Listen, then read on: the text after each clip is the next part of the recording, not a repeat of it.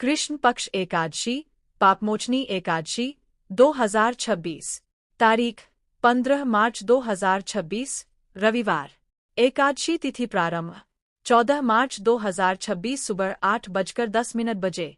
एकादशी तिथि समाप्त 15 मार्च 2026 सुबह 9:16 बजे। व्रत पारण, व्रत खोलने का समय 16 मार्च 2026 सुबह 6:30 से 8:51 बजे तक।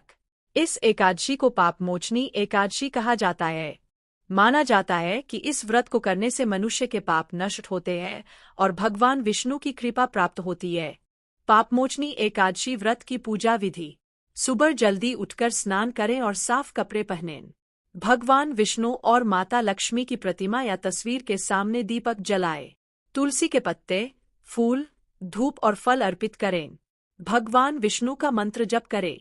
ओम नमो भगवते वासुदेवाय। एकादशी की कथा पढ़े या सुनें। दिन भर व्रत रखें और भगवान का भजन करें। अगले दिन द्वादशी को ब्राह्मण या जरूरतमंद को दान देकर व्रत खोलें। पापमोचनी एकादशी व्रत कथा। प्राचीन समय में च्यवन ऋषि के पुत्र मेधावी ऋषि कठोर तपस्या कर रहे थे। उनकी तपस्या से देवताओं का सिंहासन भी डोलने लगा। तब इंद्र ने उनकी तपस्या भंग करने के लिए मंजुघोषा नाम की अप्सरा को भेजा। मंजुघोषा ने अपने रूप और मधुर संगीत से ऋषि को मोहित कर लिया।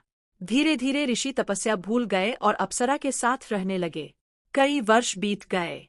एक दिन जब ऋषि को अपनी भूल का एहसास हुआ तो उन्होंने क्रोध में आकर अप्सरा को श्राप दे दिया कि वह पिशाचिनी बन जाएगी। अप्सरा ने उनसे क्षमा मांगी और मुक्ति का उपाय पूछा।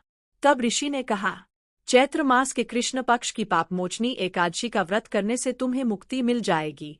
अप्सरा ने विधिपूर्वक यह व्रत किया और उसके सारे पाप नष्ट हो गए। तभी से इस एकादशी को पापमोचनी एकादशी कहा जाता है।